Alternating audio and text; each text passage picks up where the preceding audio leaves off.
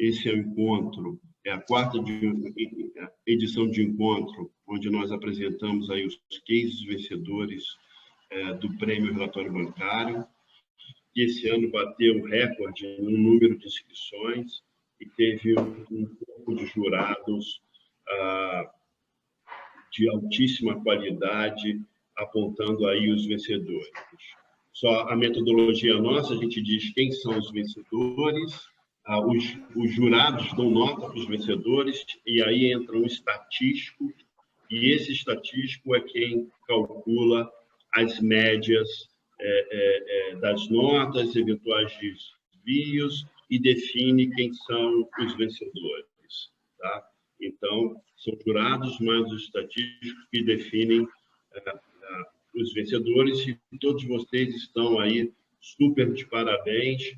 Eu entendo que essa conquista é uma conquista não só de vocês, mas de todo o time de colaboradores que participaram nos projetos. Tá?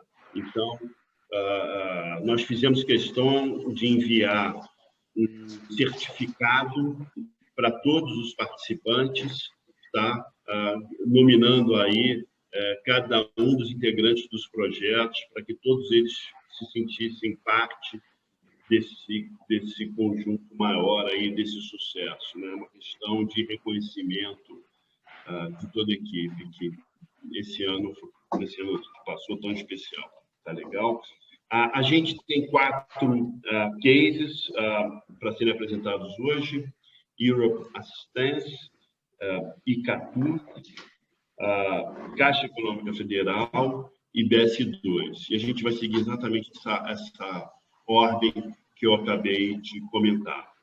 Para começar, eu gostaria de chamar o André Alves. O André, ele é integrante da Solutis. Infelizmente, o Pedro Paulo não pôde participar. O Pedro Paulo é o CIO da Europe Assistance, mas foi um projeto desenvolvido a 4 mãos, como devem ser todos os projetos. Né? E a Solutis é uma empresa soteropolitana, não é isso, André? Isso, a Solutis nasceu em Salvador. A sede é em Salvador, mas atua em todo o Brasil.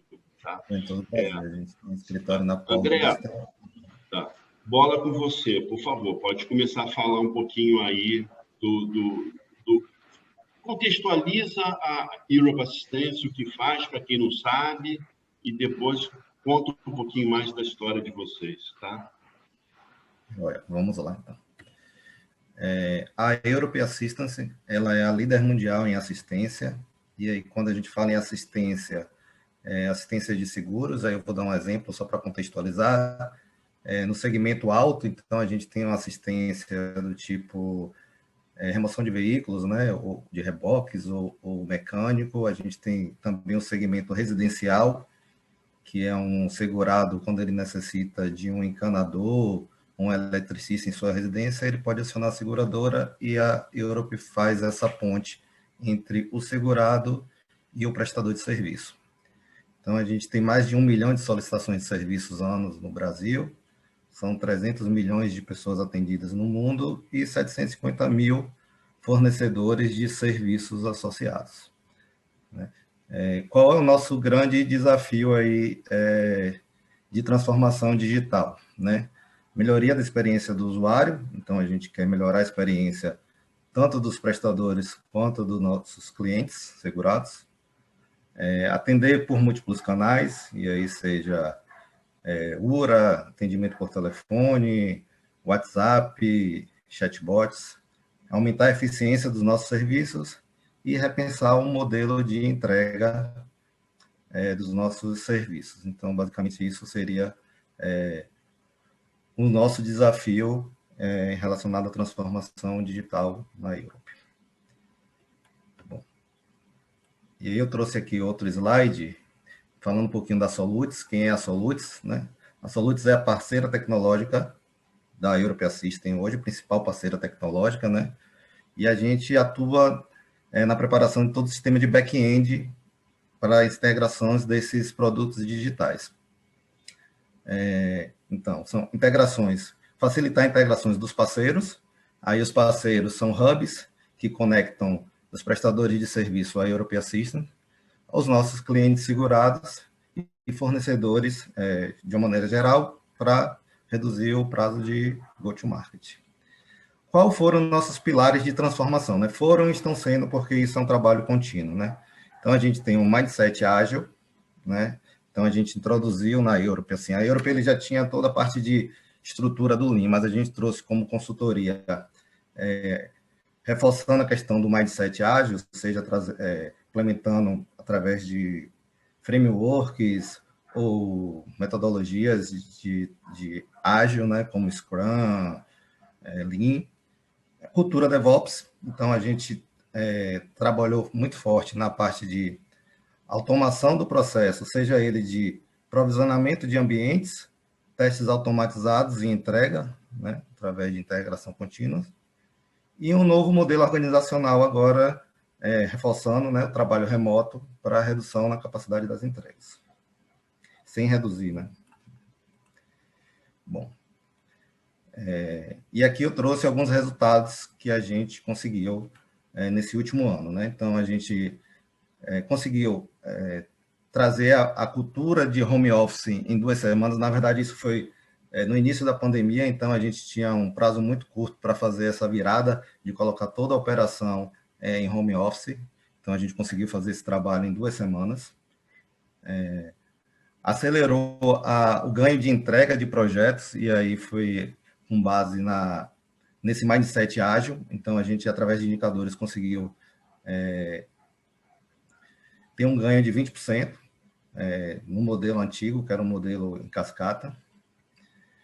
A gente trouxe novos canais digitais, tanto para o segurado quanto para o prestador, e aí a gente tem integração com o WhatsApp agora, ou seja, todos os acionamentos aos prestadores são feitos via WhatsApp. A gente trouxe um hub novo de APIs públicas para parceiros se conectarem na Europe e fornecer esse serviço de integração junto com os prestadores, e também um novo portal do prestador, que para facilitar o aceite ou recusa dos serviços, né, e acompanhamento, e também os prestadores eles têm toda essa gestão através do WhatsApp. Com isso, né, com esses 3 novas soluções, a gente teve aí um ganho de 30% nas interações. Elas passaram, 30% das interações com a Euro passaram a ser digitais, e não mais com contato via com o operador. Ganhamos agilidade de implementação de novos produtos e novos negócios, principalmente com as APIs públicas. A gente consegue trazer novas oportunidades para dentro da Ergo, como o B2C, de forma ágil, né? E redução de custos. Além disso, no ano passado, a gente trouxe um novo portal, que é um sistema de controle de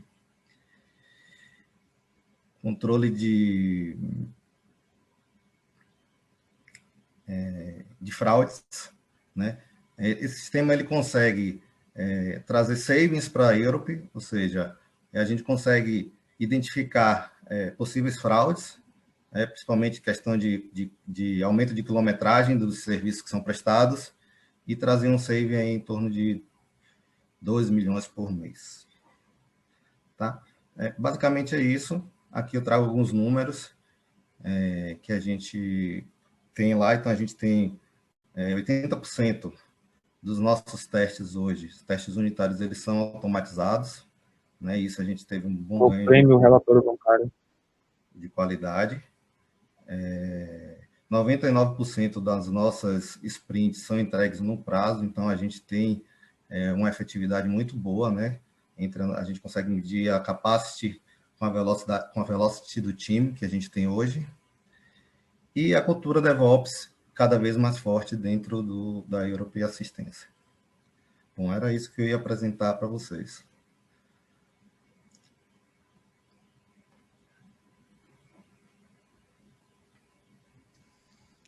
Super obrigado, André, pela sua apresentação. A gente teve uma questão aqui nos acessos, tá? Que está sendo resolvido na plataforma Zoom. A princípio era para todo mundo entrar sem senha, e algumas pessoas estão pedindo estão pedindo senha, não sei o que aconteceu, tá? Mas anotem aí o número de senha se alguém perguntar para vocês. É 3147537, tá bom? Peço desculpas aí pelo transtorno. É a primeira vez que a gente passa por esse desafio, tá? Mas a gente está tentando identificar onde que está essa questão, tá legal? 10. Agora, Mr. Ivan Lopes, do Icatu Seguros, tá? Que tem uma experiência aí, tomou um susto, como todos nós, na pandemia. Ele pilota aí uma parte importante dentro do Icatu de atendimento, e aí ele vai dizer o que ele fez com o susto que tomou, né, Ivan? Conta aí. Pois é, vamos lá. Um ano emocionante. Alguns sustos continuam, né? O tempo todo aí por conta dessa que a gente está vivendo, mas vamos dar foco aqui para o que a gente conseguiu, pelo menos, avançar naquele momento. Cantarina, eu vou compartilhar aqui alguns slides também para contextualizar, né, um pouco do que a gente está trazendo. Eu queria inicialmente falar um pouco da Icatu, né, e trazer um pouco das nossas dimensões, até para os colegas entenderem como é que a Icatu está posicionada, e até porque tem uma relação direta aí com o nosso case. Bem, estou projetando aqui, queria só saber se estão vendo já, só para... Sim. Ok, obrigado. Bom, então a Icatu, podemos dizer aí que dentro de um mercado centenário, né, como é o de seguros, a Icatu é uma empresa relativamente jovem, né? Esse ano nós completamos 30 anos. E a Icatu tem foco no segmento de seguro de pessoas, né, mais especificamente seguro de vida, previdência e capitalização. Está presente aí em todo o território nacional. Então, uma empresa muito focada naquilo que está relacionado com a saúde das pessoas, com a previdência, né? Então, muito focado nesse segmento. Bom, queria trazer um pouco aqui das nossas dimensões aí da nossa área de atendimento ao cliente. Na Icatu, nós chamamos de CRC, né, que é o nosso Centro de Relacionamento com Clientes.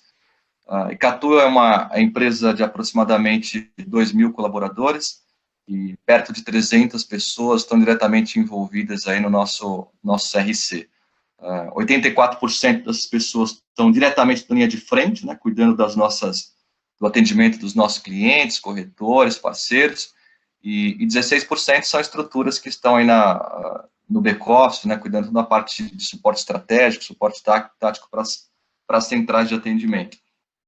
Apesar de uma central relativamente pequena, diante de tantas imensas, né, centrais, onde existem milhares de pessoas, existe uma complexidade bem específica aqui, né, porque como um dos nossos principais canais de venda são parceiros de negócio, o nosso atendimento é muito personalizado, é muito customizado.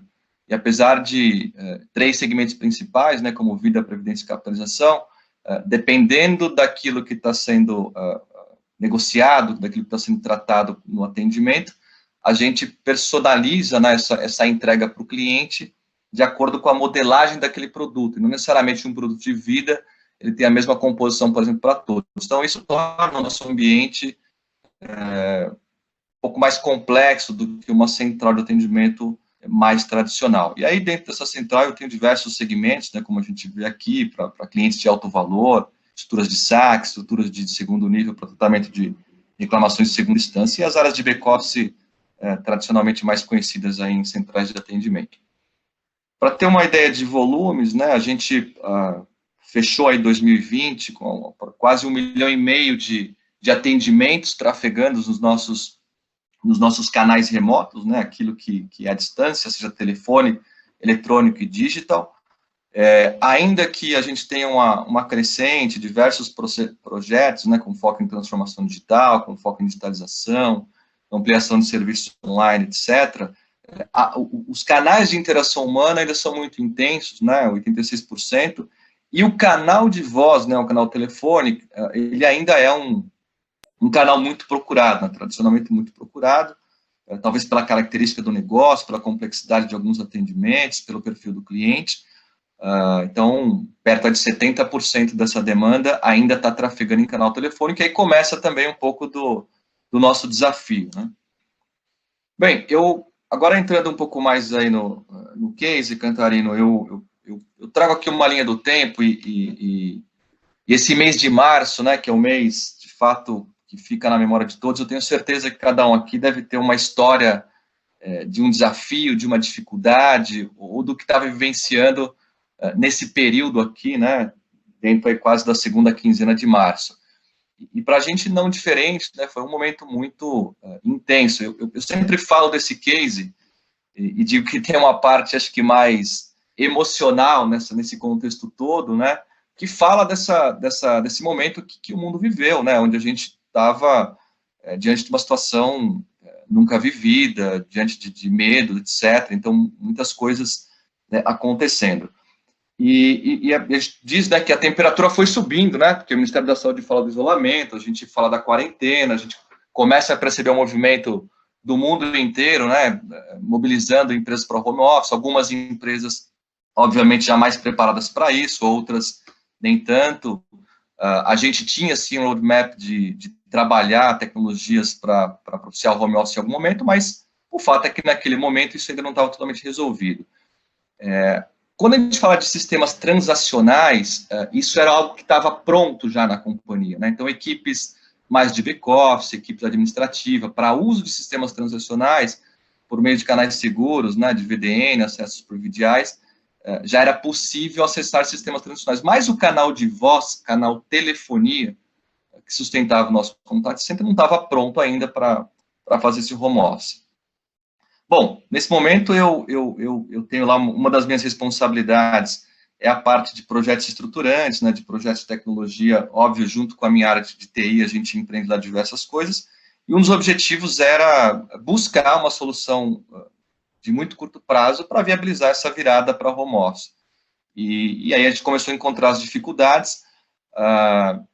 No dia 18, isso aqui acho que é uma quarta-feira, se eu não me engano, quarta ou terça-feira, há uma comunicação corporativa, né, do nosso presidente, pedindo para as equipes irem para home office nesse momento, e aí começa também uma questão onde a gente não consegue migrar o contact center para home office, o contact center continua trabalhando, apesar da empresa toda já ter se mobilizado, e aí a gente tem a parte mais, eu diria emocional dessa história, né, porque a gente está lá com a missão, né, do nosso presidente, de fazer o que fosse possível para as pessoas 100% irem para home office, mas também que a gente pudesse garantir o atendimento ao cliente, né? Então, é uma questão ali que tinha que ser resolvida, não dá para simplesmente ir para casa, usar transacional sistema transacional e não conseguir atender o cliente.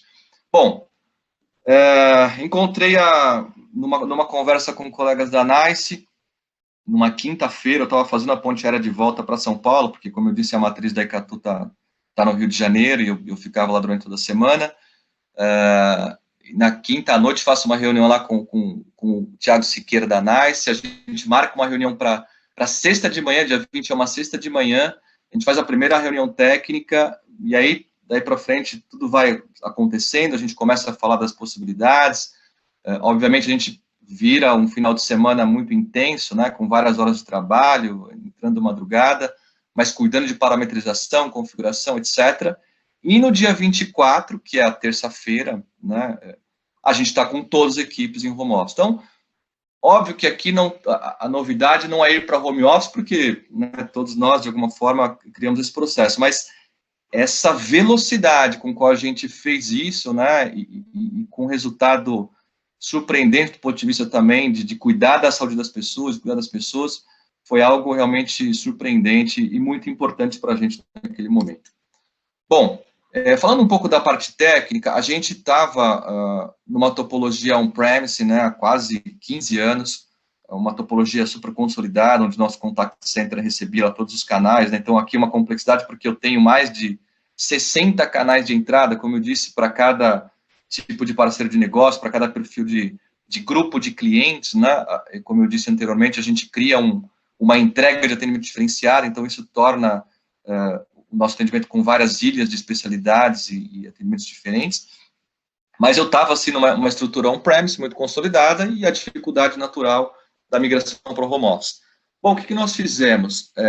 A gente decidiu preservar regras de URA, né, para receber todas essas chamadas, então a gente preservou essa chegada dos atendimentos para preservar que a experiência do cliente, aquilo que o cliente já conhecia, e por meio de um tráfego e de uma migração por canais DDR, a gente fez essa conexão com a estrutura NICE inContact, cloud, em nuvem, que permitiu, a partir desse momento, toda a nossa topologia de contact center que estava no on-premise, ela é migrada naqueles 4 dias que eu comentei, para essa topologia em nuvem, né? E aí começa o atendimento, né, em casa, como vocês podem imaginar.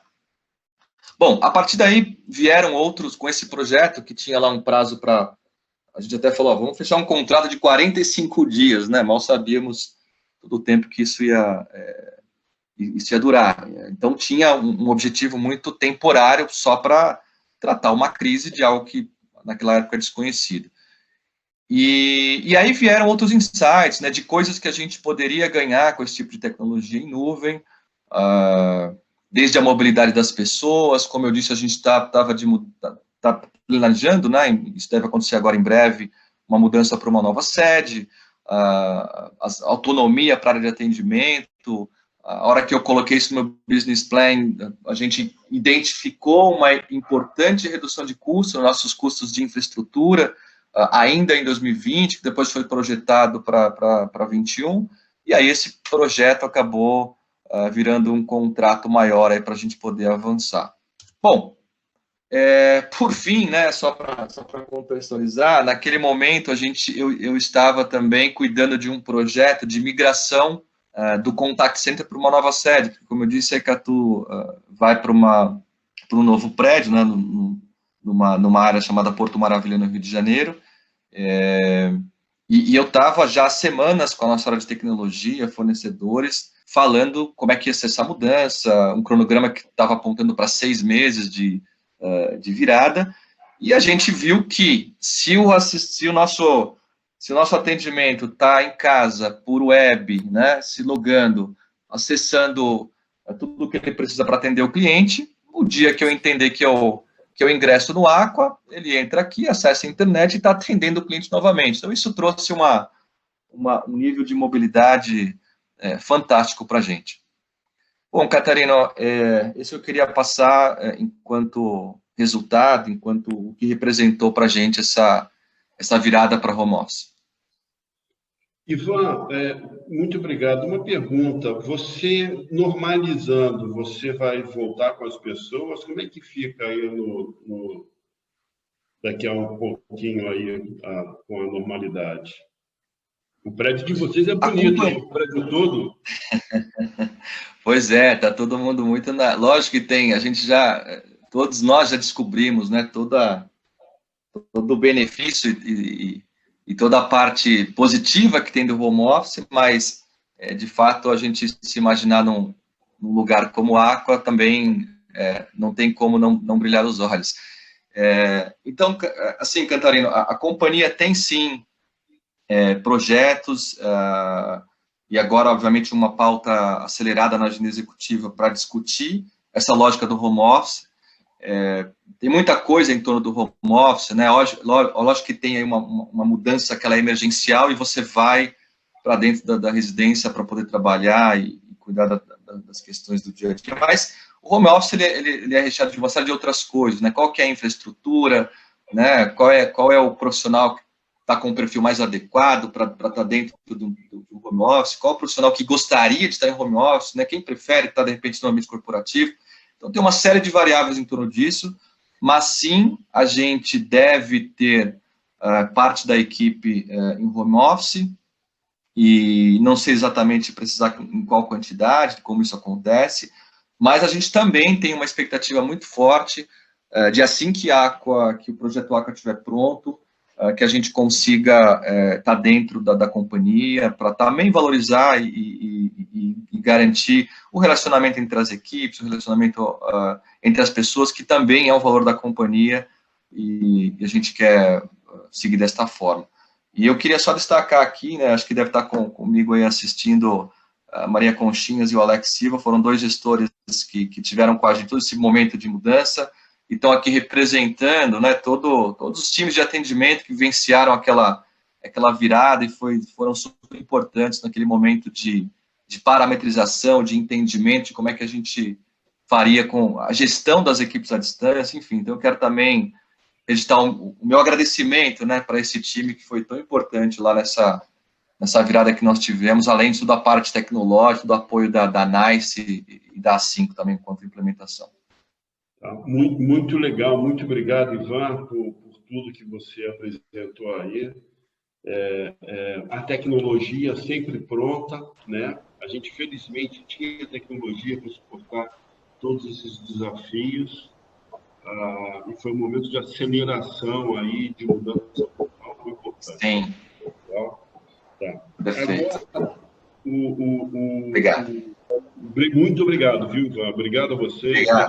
Obrigado. Que estão nos acompanhando aí. Obrigado, viu, Vinícius, que você botou a senha aqui para todos olharem, tá?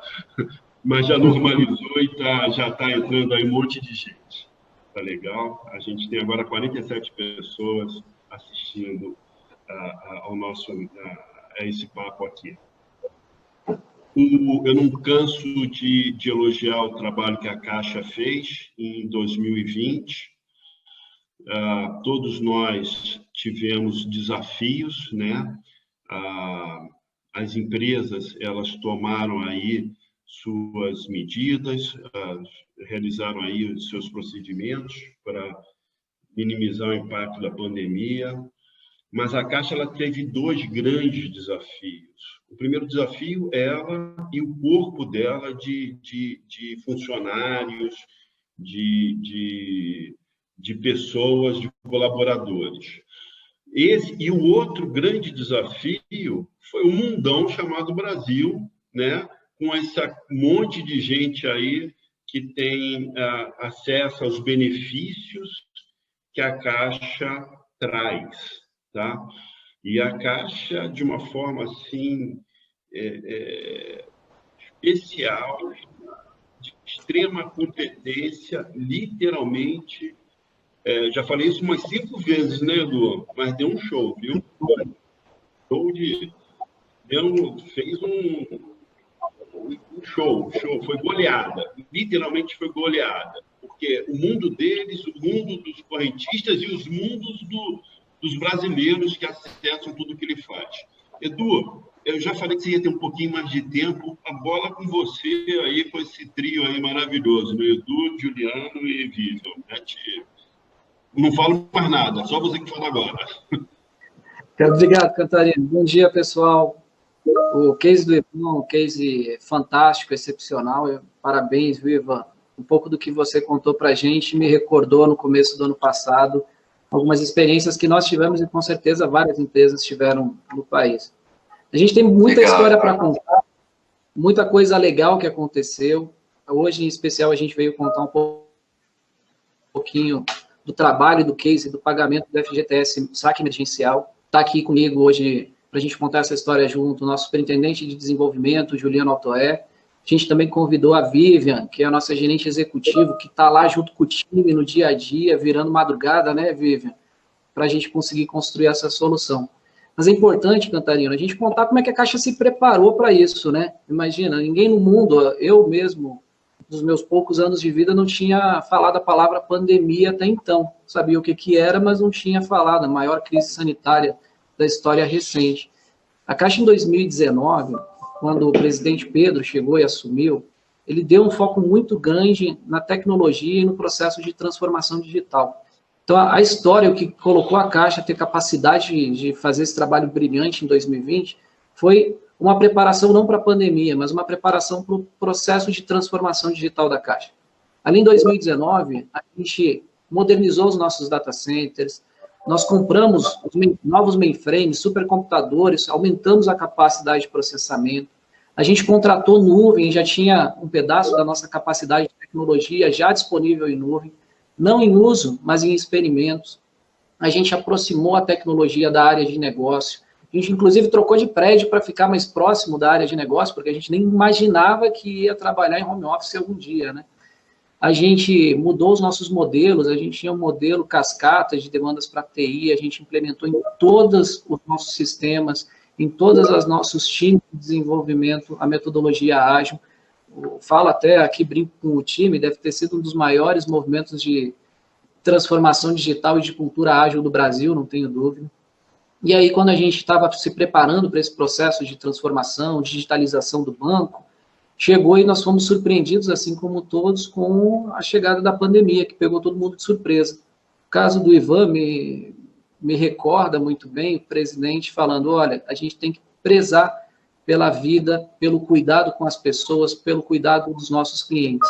E a gente também, aqui na Caixa, como na Ecatu, teve um desafio gigantesco de colocar 80 mil colaboradores da Caixa em home office. Colaboradores, quando falo colegas Caixa, mais todos os times de empresas terceiras. Uma coisa que antes eu nunca imaginava que seria possível, por exemplo, foi colocar um time de produção home office. Uma coisa que muda protocolo de segurança, muda protocolo, algo completamente diferente. E no meio disso tudo, a Caixa também assumiu o desafio da gente fazer o enfrentamento à pandemia, dar o auxílio para a população, fazer o pagamento dos benefícios, o deles em especial de hoje, que a gente vai contar o pagamento do FGTS. Agora, você já imagina se criar uma solução para um pagamento nessa volumetria, mais de 60 milhões de clientes beneficiários que estariam recebendo, com o nosso time técnico todo em home office, que foi do dia para a noite, literalmente uma semana, com uma solução que deveria ser o mais digital possível para que a gente conseguisse respeitar as medidas sanitárias. Foi realmente um desafio gigantesco, gigantesco. O profissional Caixa tem, além de uma capacidade técnica enorme, um propósito em relação à atuação que faz, que fez com que a gente trabalhasse aí praticamente 7/24, sem parar, para que a gente conseguisse colocar no ar. Em alguns momentos, a Caixa teve, como a gente foi muito forte para o digital no ano de 2020, em várias semanas, os 5 principais apps baixados no Brasil, os 5 eram da Caixa. Isso mostra o tamanho da Caixa, a relevância da Caixa, a importância da Caixa para a população. E outra coisa que agradou muito a gente, que a gente vê com muita satisfação, é que a nota nos aplicativos, todas acima de 4, que além de trazer um volume grande, também o cliente estava percebendo uma qualidade na disponibilização desses serviços. Eu queria passar aqui a palavra um pouquinho para o Juliano, que é o nosso superintendente de desenvolvimento, para ele contar um pouquinho em relação aos números, como é que foi a mobilização do time, Juliano, para a gente conseguir construir isso, por favor. Bom dia a todos, show de bola, Edu, falou tudo aí, deixou nada para mim. Pessoal, muito orgulhoso de estar aqui mesmo, porque acho que 2020, né, eu tenho 11 anos de carreira aqui na Caixa, eu nunca vivi um ano como que eu vivi aqui na Caixa Econômica, né? A gente, em 30 dias, estruturou aqui uma plataforma de conta digital, 30 dias, eu não me confundi no número aqui, adaptamos as nossas soluções, o Caixa Tem, e aí batemos recordes aí para frente, né? A gente chegou a criar 12 milhões de contas sociais digitais num único dia. Hoje nós estamos com 105 milhões de contas sociais digitais, já somos o maior banco digital do Hemisfério Sul, a gente se orgulha muito disso, né? Dessas 105 milhões de contas, mais de 40 milhões foram utilizadas aí para pagar o FGTS, né? A gente tem números assombrosos aqui, né? Nós pagamos mais de meio bilhão de cidadãos, né? O Caixa Tem teve 307 milhões de downloads. Então, assim, são números que às vezes nos assustam. Nós tivemos que reagir rápido, ajustar nossas plataformas, segurar para que o cidadão que às vezes estava ali numa agência, né, a mãe com o filho no colo, muitas vezes eu estava em casa, eu me recordo de dias que eu estava em casa, acompanhando os trabalhos, e às vezes alguém ligava de dentro de uma agência para dizer que tinha uma senhora com a mãe com a criança no colo, desesperada para sacar o dinheiro, e às vezes, lógico, né, acontece alguma falha, alguma regra, alguma coisa que o dinheiro não estava liberado, a gente agia rapidamente em minutos, liberava o dinheiro. Tivemos uma assertividade muito grande, juntamos o que a gente tinha de material humano melhor na Caixa, isso não é difícil, porque nós temos empregados brilhantes aqui dentro, Então, assim, tivemos que lançar aí o saque sem cartão para facilitar a vida do cidadão, através do Caixa Tem, o cartão de débito virtual. Então, é uma coleção de itens que a gente teve que agregar à nossa plataforma para que o cidadão, de fato, né, que muitas vezes nunca usou um aplicativo bancário, pudesse rapidamente ter acesso ao dinheiro. Então, o FGTS é um case que se orgulha muito, porque a gente conseguiu fazer um trabalho, como o Edu falou aí, 24/7, as pessoas não descansaram. Eu me recordo de dias que eu, a Vivi, o time todo, às vezes ficava 2, 3 noites dormindo 1 hora, 2 horas para poder conseguir fazer o trabalho. Então, são números que a gente se orgulha, é um programa que a gente se orgulha, né? Em 2021 a gente vai expandir isso aí, tem vários programas sociais vindo por aí, parecidos com esse. Então, eu deixo aqui um agradecimento a todo o povo brasileiro que teve paciência, né? Acreditou na Caixa Econômica como uma empresa para transformar essa realidade de pandemia que foi triste por um lado, mas que nos fez crescer como ser humano, como banco, né? Deixo aqui um agradecimento aos empregados da Caixa, que não mediram esforços para dar a cada um o máximo de si. Alguns deles perderam, às vezes, até o contato com as suas famílias por alguns dias, por algumas semanas, de verdade, né, para poder se dedicar ao máximo aqui. Então, é muito bonito o que foi feito. Agradeço a oportunidade da gente poder trazer isso aqui e mostrar para todo mundo o trabalho bacana que o brasileiro consegue fazer, que a Caixa consegue fazer. Vívia tem aí muito mais informações, né, Vívia, sobre o programa, sobre como foi o dia a dia da turma, né, Vívia? Bom dia a todos. Antes de falar, eu queria pedir o apoio do Guilherme para compartilhar o nosso vídeo, que ele consegue demonstrar toda a emoção dos empregados da Caixa fazendo esse trabalho para atender a população. Guilherme, você pode passar?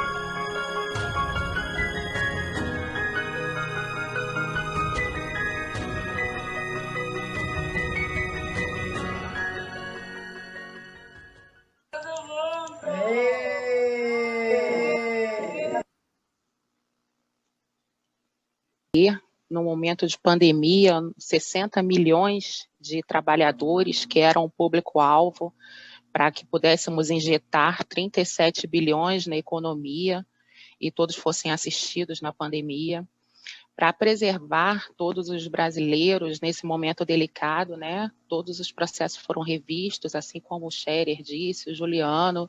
Então, o processo foi todo automatizado e transparente para todos os trabalhadores, por meio de 4 canais de atendimento, em que todas as informações sobre o calendário, o dia que o dinheiro estaria disponível, as informações, os dados da conta para acesso, então tudo de forma automatizada nesses 4 canais, que foram o IBC, o site, o URA, então era acessível para todos, sem qualquer privilégio. Nós acreditamos e abrimos mais de 40 milhões de contas digitais para que eles pudessem ter acesso rapidamente, sem precisar se deslocar e sair de sua casa. 51 milhões de contas foram creditadas automaticamente, 36 bilhões injetados na economia. Para isso tudo, nós tivemos mais de 680 horas de processamento, um trabalho orquestrado com toda essa energia e dedicação dos empregados da Caixa, que são comprometidos e apaixonados pelo que fazem, né? Isso é inegável.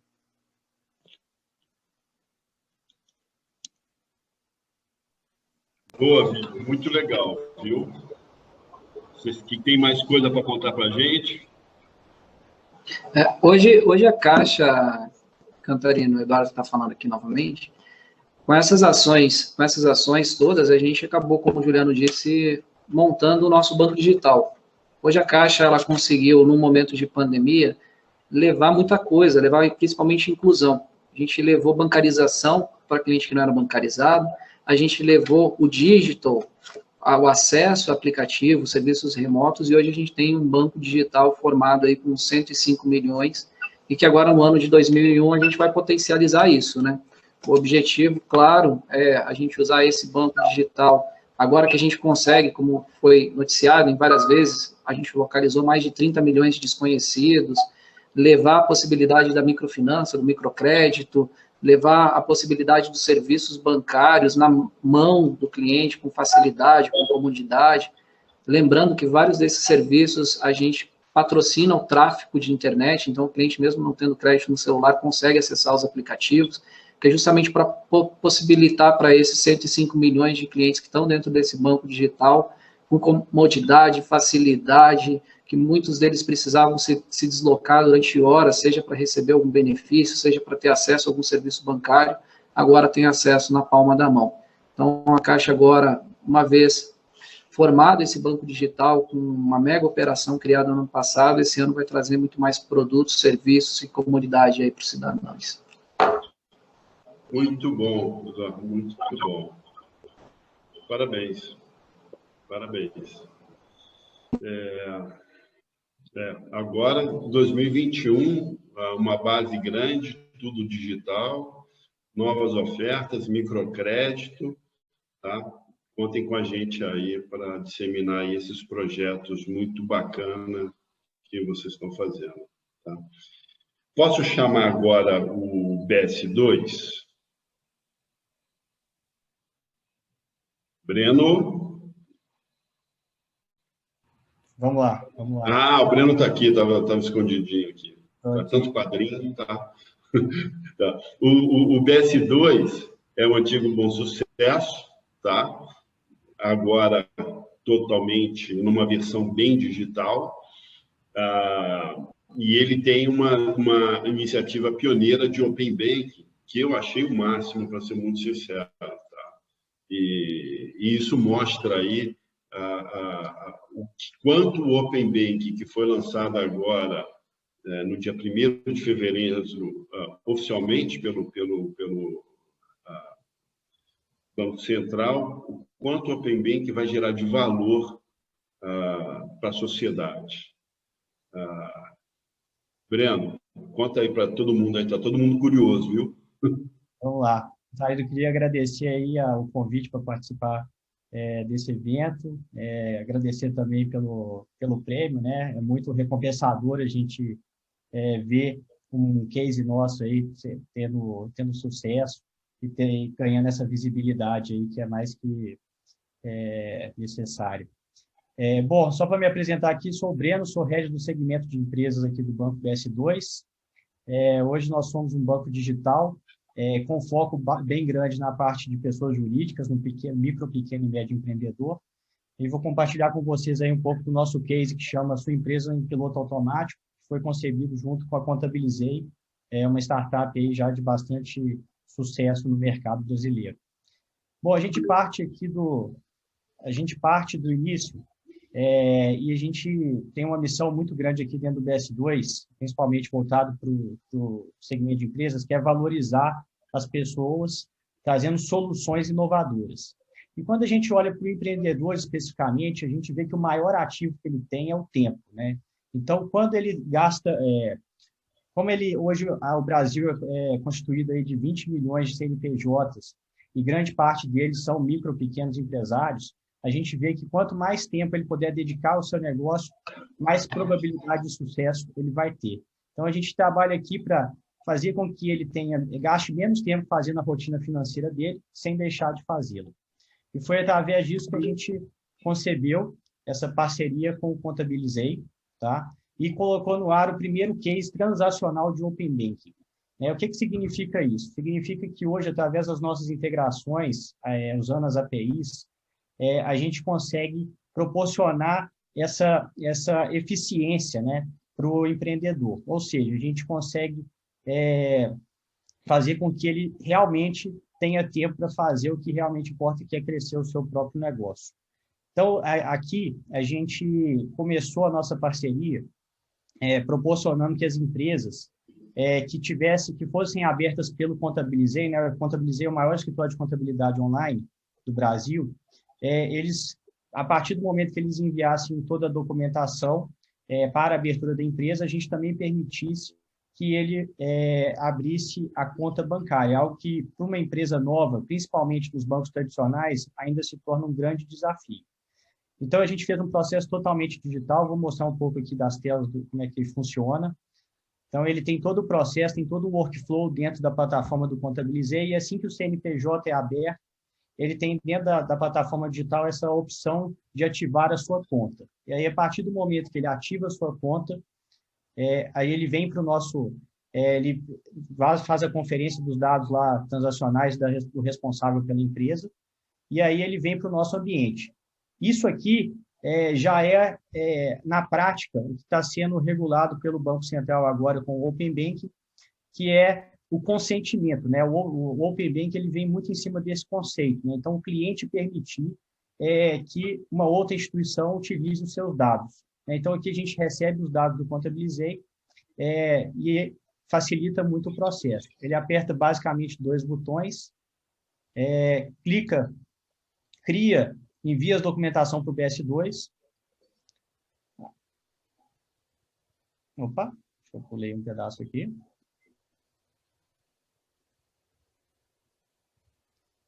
Ele envia a documentação e, a partir disso, aí ele tem a conta digital Contabilizei by BS2 aberta, tá?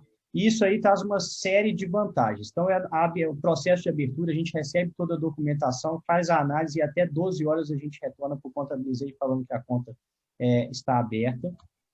A gente tem integração de extrato, né? Então, ou seja, aquela rotina que o dono da empresa precisa fazer de mandar o extrato bancário para o contador, a gente faz de forma totalmente automatizada. A partir disso, o contador consegue calcular os tributos referentes à empresa e, consequentemente, já enviar para o banco o valor a ser pago. Então, a gente já recebe isso aqui e o cliente vem e faz toda a parte de aprovação, né? Então, ele vem na nossa plataforma, o nosso aplicativo, digita um token e consegue fazer a aprovação desse pagamento. Essa integração, ela traz também uma vantagem financeira, então a gente não tem taxas para nenhum tipo de mensalidade, o cliente só paga pelo que ele utilizar. E a gente também resolve uma dor que surgiu aí no ano passado, que não era muito comum, que é a prestação de serviço para o exterior, né? Então, hoje a gente vê várias pessoas ou empresas prestando serviço para outras empresas de fora do Brasil, e a gente consegue atender isso também dentro dessa conta, com um produto inovador que a gente acabou de colocar no ar, que chama Conta Internacional para Empresas. Então, a empresa hoje, com quase nenhuma fricção, ela consegue abrir uma conta em dólar e ter aí o seu endereço para poder receber recursos aqui no BS2 e, consequentemente, fazer o câmbio, transformar para real. Então, isso aí é mais uma inovação que a gente fez. Só para poder terminar aqui, então, esse é um case que otimiza o dia a dia da empresa. A gente ainda tem um longo caminho pela frente na questão de possibilidades de evolução desse case, e, principalmente, falando de Open Banking, a gente acredita que isso aí vai se tornar cada vez mais possível, né? A gente vai ver mais integrações como essa ao longo desse ano, com a regulação do Banco Central entrando em vigor, e com uma maior segurança, né, que ela traz, porque, por enquanto, a gente ainda vive aí sobre vamos falar, uma zona cinzenta em relação a responsabilidade dos dados, né? Veio a LGPD para poder acertar isso, mas na questão bancária a gente ainda não estava totalmente confortável. E agora, com o Open Banking, os papéis e responsabilidades ficam bem definidos, e a gente acredita que vai haver muitas soluções que vão gerar valor tanto para a pessoa jurídica quanto para a pessoa física chegando no mercado. E a gente está aqui totalmente preparado para isso, com a nossa estrutura de APIs, com as nossas soluções totalmente construídas para serem consumidas por outras plataformas ou, se o cliente preferir, pela nossa mesma, tá? Então, eu queria agradecer aí o tempo e Fico à disposição aí para quem tiver qualquer tipo de pergunta. Excelente.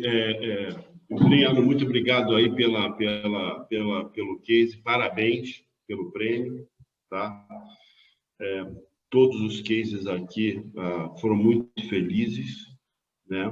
Merecido a premiação que vocês todos tiveram. Lembrando sempre a importância dos colaboradores diretos e indiretos nessa jornada, tá? Quero agradecer a todos pela presença, tá? Os nossos palestrantes da Caixa, do Icatu, do BS2, da Solutis, né, representando a Europe Assistance. Dia 26/2, a gente vai ter uma outra rodada de apresentação de cases, tá? Como essa.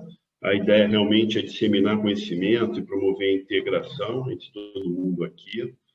No dia 5/3, a gente faz um webinar maior, né? Falando apenas sobre bancos digitais, tá legal?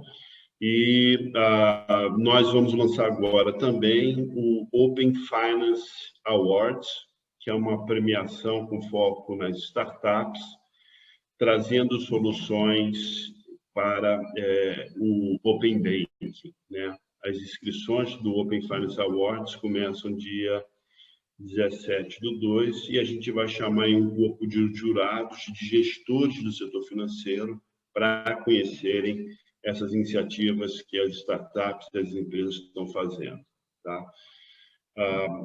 Visitem sempre o nosso site. A gente tem uma preocupação muito grande de gerar valor para o setor financeiro, porque a gente entende que ele é um canal muito importante de transferência de valor para valor não só financeiro, mas os bancos hoje estão muito envolvidos no conjunto de outras ações de meio ambiente, de ESG, tá? Então, é um elemento muito importante para a sociedade. Fábio Barbosa, quando presidente da FEBRABAN, é uma frase que eu repito sempre, né? Ele sempre dizia que a sociedade só se desenvolve com acesso ao crédito e à educação, tá? Os bancos são importantes nesses dois pontos, tá? E, mais uma vez, muito obrigado a todos. Eu estou terminando por aqui. Os meus dados, é só entrar no cantarino@cantarinobrasileiro.com.br. Tenho o maior prazer aí de receber todos vocês, qualquer feedback. E a casa aqui é de vocês, tá legal? Quem quiser pode vir para cá. Vindo a São Paulo, pessoal de Brasília, do Rio, tá? Cantarino Brasileiro é de vocês. Eu quero continuar enriquecendo aí, contribuindo com o desenvolvimento do setor, que em 2020 realmente deu um show, tá legal? Todo mundo pagou suas contas, teve dinheiro que não tinha e tudo mais. O setor financeiro realmente foi um protagonista aquele bonitão, né? Ou bonitona, né? Aquele ator de Hollywood dentro da nossa sociedade, tá? Muito obrigado a todos, tá? E bom dia. E sextou, viu, galera? Vamos embora. Tchau. Obrigado, viu? Muito obrigado. Tchau. Muito obrigado. Obrigado, pessoal. Abração.